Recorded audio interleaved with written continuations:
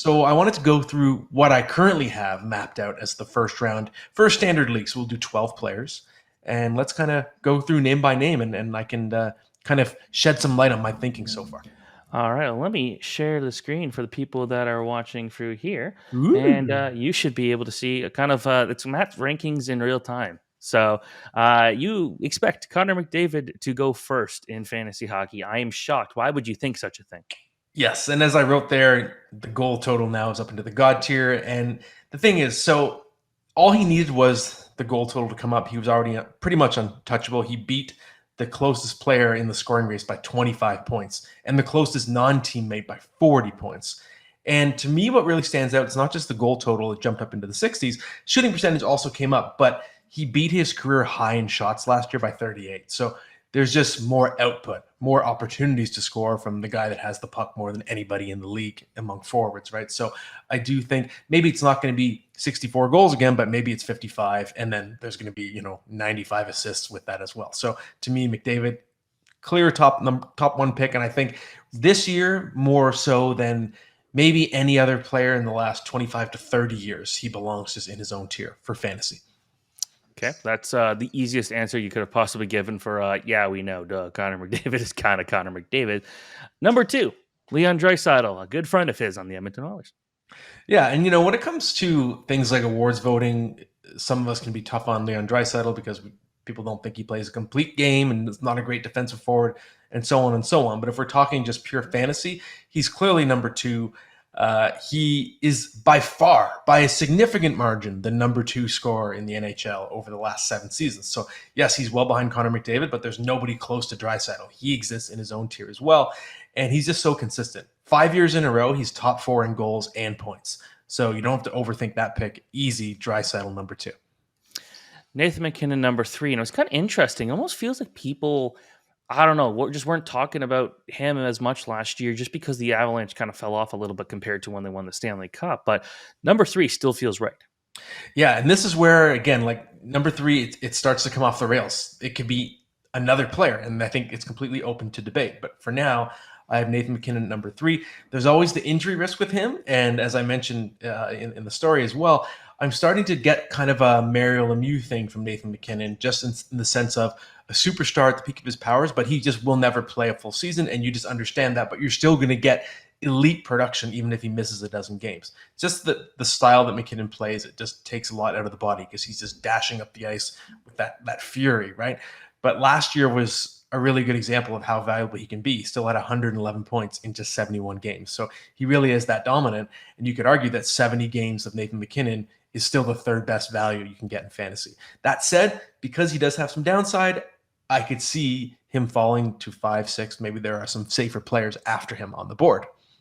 Okay, I like this. Now, with having the numbers on the screen right now, this is not anyone who's watching this is not going to be surprised on the next player coming up. But Mikko Rantanen, a guy who Colorado Avalanche also very good numbers last year. Again, feels like no one was talking about him in that way.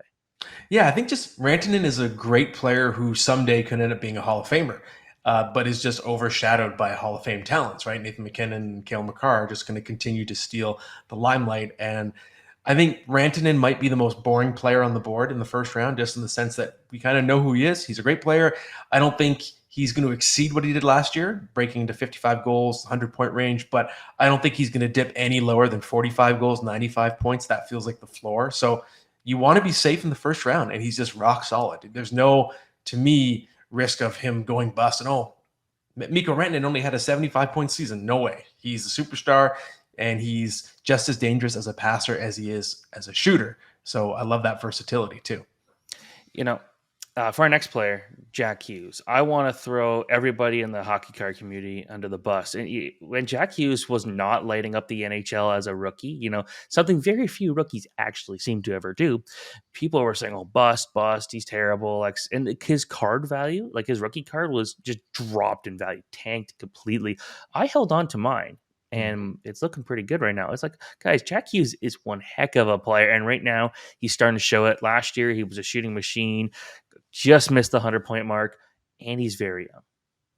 Yeah, and so these rankings are still a fluid list, right? I'll continue to tinker with them as we get closer to the season. So it's not inconceivable that I decide to just go for it and move Jack Hughes up to third overall.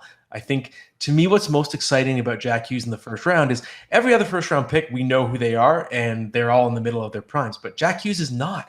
He's only 22. He Mm, just busted out for 99 points. And it's weird to say, like, you could pick a guy third overall, but he has upside. Like, he's an upside pick. mhm. And we know the floor is still strong. But I feel like 99 points is maybe that would be the low side of the projection. I could see Jack Hughes jumping to something like 110. And I'm predicting he's going to be the number 3 scorer in the NHL this year. So even as I talk about him right now, I'm like, wait, do I love Jack Hughes? Do I want him to be my number 3 player? The only thing keeping me from putting him number 3 is that he hasn't officially done what someone like MacKinnon or Rantanen has done yet statistically, but he's right there. So I won't rule it out in either way. I just love the fact that you're getting upside with this pick. And again, I kind of like with Seth Jones having, being able to produce points with hopefully with Bedard there. I like the idea of maybe Luke Hughes being able to produce points with Jack Hughes on the point there. And that's just another high scoring defenseman that can move the puck, be a power play option. So I think just with the Devils, just you kind of keep want to buy high on them because they're continuing to improve. And they still got Shimon Nemec coming up. Like it's going to be a fun few years for the Devils. I'm really excited for them. Their prospect team didn't do so well, but that's okay. David Pastrnak, 61 goals, 113 points, second Hart Trophy vote, but it is a slightly different look Boston Bruins. But I still think we should expect him to go early because even we know he can produce no matter what. That's right. And I recently actually bumped David Pastrnak back up in the rankings. I think I had him a spot lower, but I realized maybe I was overthinking it a little bit. Yes, Boston has lost a lot of that supporting cast, but it's not like David Pastrnak was playing with Brad Marchand and Patrice Bergeron last year, right? He was playing with Pavel Zacha and, of course, David Krejci. But Pastrnak proved that he doesn't need to be with the other Hall of Fame grade players to be a superstar, had the best season of his career. He's still going to be with Pavel Zacha. And we don't know yet who that left winger is going to be, but I think it's still possible that Pastrnak produces, if not probable, at a superstar level. And to me, what makes him so safe, or safer that maybe he's getting credit for, is if you just regress his numbers by 20%, which would be considered quite a downfall, that's still 50 goals and 90 points, right? So I think the floor for Pastrnak is still incredibly high, even if he dips a little bit. So absolutely still first round pick. I like that. Matthew Tkachuk, one of my favorite players in the draft, and someone I would almost argue could be the guy I'd be picking at number 3. And I don't know where I'm drafting in any of my drafts yet this year. Unbelievable power forward, just had a career season. He is coming off an injury, but he says he's healthy and he's ready to go. That's right. And only 3 players in the NHL have delivered 100 points in each of the last 2 seasons: McDavid, Draisaitl, and Matthew Tkachuk. So, in terms of production you can set your watch to, I think that Tkachuk has joined that elite tier. And I wouldn't fault anyone for ranking him as high as third. The only reason why I have him a little bit lower is I just want to see how he responds coming off that really long season. He was a little bit banged up. And also, if we look at the reputation of the Tkachuks in banger formats, so Brady is the one who's truly the beast in terms of the hits and shots. Matthew, yes, he's going to get that high penalty minute total if you're still a league that counts that, but he actually was less than a hit per game last year. So Matthew has become slightly overrated in terms of the power forward reputation in a fantasy context. So to me, you're not really drafting Tkachuk for the bruiser factor. You're drafting him just as a scorer. So as a scorer, yes, back-to-back 100-point seasons. Just the goal scoring upside is not quite as high as the players I've ranked above him. The guys above him are all sort of 50 goal threats in terms of what they can do. So Tkachuk number 7 is where I'm comfortable. All right. Number 8, J-Rob, Jason Robinson of the Dallas Stars. Just, I can't believe I think I got him in the 3rd round last year. I'll just leave it at that. Yeah, it's wild. And to me, in the 5 to 10 range of round 1, I consider Robertson the safest pick because he's never been anything but great so far in his career. He's been on that excellent first line with Rupe Hintz and Joel Pavelski. Robertson just keeps getting better and better, and he broke through into the 100-point range. He's right in the middle of his prime. There's no reason to expect anything less but a repeat. I don't know if he's going to ascend another level at 24 years old now. I think he's kind of getting into what should be his prime level of production, but that's still excellent. And I think he can do it again. So super safe player for me. A player that can be safe, but can also not be safe due to his injury history, and that is Austin Matthews, who, a year ago, 2 years ago, we're talking about a top 3 player in the league in pretty much in any draft. But the fact is, he gets hurt a lot, and that is going to continue to hurt his production if that happens. But if he stays healthy, feel like 9 is a really good pick. Yeah, and I can understand if anyone believes this is far too low of a spot for Matthews because obviously he has the ability to be a top 3 player. But I just think he, like MacKinnon, is virtually a lock to miss time. He's usually going to play somewhere in the low to mid 70s, but Matthews is less of an assist accumulator than MacKinnon is. So Matthews' point ceiling is a bit lower, and his production is going to be elite when he's in the lineup. But if he misses 10, 12 games, he also needs to have a really good shooting season. If he's a little bit banged up, as we saw last year, his shooting was less effective, and he ended up with 85 points, 40 goals in 74 games. Still great, but if you're looking at just the full season production, that's not really guaranteed first round level production in that sample size, right? So to me, because he has actually a lower floor than a lot of people realize, he's more of a late first round pick, albeit you could pick him and he could be the number 2 player in fantasy. He could score 60 goals again, and you could be laughing all the way to the bank. So obviously the upside is still significant, but he has more downside than a lot of other players in this range.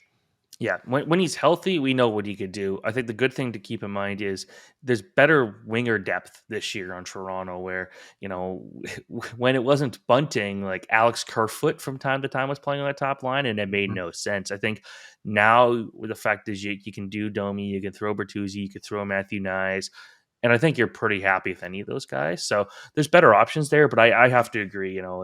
It's you got to stay healthy to really be pushing up. And right now, that's just kind of not what his situation is. Hopefully, he starts healthy. Number 10, Elias Pettersson, Vancouver. A lot of people questioning where he's going to play when his contract's up, but that doesn't matter right now.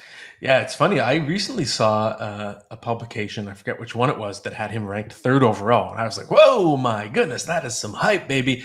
And I thought I was the one having him high at number 10. But I am very excited about him again this year. And really, the dominant season he had last year was a carryover of the second half of the year before. So he's been playing at an elite level for a year and a half now. Obviously broke through to the 100-point barrier, or broke through the 100-point barrier rather. And it's, to me, what I was most excited about was just the jump also coincided with a big increase in ice time, playing more shorthanded, led the league in shorthanded goals. And clearly Rick Tocchet's goal is to entrust Pettersson with a bigger role. He's going to be more of a 20-plus minutes a night player. And I love that because it just gives him more opportunities to accumulate volume. So I am predicting a repeat. I don't know if he's going to elevate past that, but I think he can be a 100-point player again. I think he's a legitimate superstar. Yep, I have to agree with you there. Next one, Nikita Kucherov, a guy who, MVP a few years ago, feels like it's cooling off, but, he still had 113 points, and he played the whole season. Yeah, that's why I was trying to give him more respect. I actually had him out of the top 12 a couple weeks ago, and I thought, okay, he was the number 3 scorer in the league, and I think he's got multiple 100-point seasons on his resume. I think he doesn't get enough respect because people have come to almost take for granted that level of production. So I'm trying to find a happy medium in the ranking that reflects how good he still is. He's clearly still dominant, but also that factors in the previous injury history. And it was crazy that he played the entire season. That rarely happens for him. I don't expect him to play all 82 games again. So to me, more of a back-end first-round pick. But if he's healthy again, yes, of course, that can be a home run and turn you a huge profit. And the last one, at number 12, Tage Thompson. We know what he was able to do last year, but that wasn't a fluke. He was very good the year before, too. And I think a lot of people kind of forget that. But when it comes to Tage Thompson, the Sabres are on the upswing here. This is a team you're going to want to start investing in because they've got some good young guys. And at the time we're recording this, we know Matthew Savoy's hurt. That would be an interesting one where if he was healthy, could he potentially crack the top 6? We don't know. But when it comes to Tage Thompson, what do you like about him? Yeah, I think Tage Thompson is a burgeoning superstar, and I think you said it, just with Buffalo in general ascending, the talent around him keeps getting better and better. He's obviously already shown he can dominate on his own ever since Don Granato moved him to center. 47 goals, 94 points last year. I think that's sustainable. He's just really hard player for defensemen to match up against at his size with his agility. So I think that is a repeatable performance, but I still think there might be room for maybe he can get up to the 50-goal range, maybe a little bump to 100 points just because of the talent all around him getting better and better. Only thing is, with that big body, there were a few injury scares with him last year. None of them turned out to be serious, but I do worry that he'll get a little bit nicked up, which is why I have him at the back half of the first round. But it's certainly not someone I'd be avoiding. I'm very excited about Thompson again.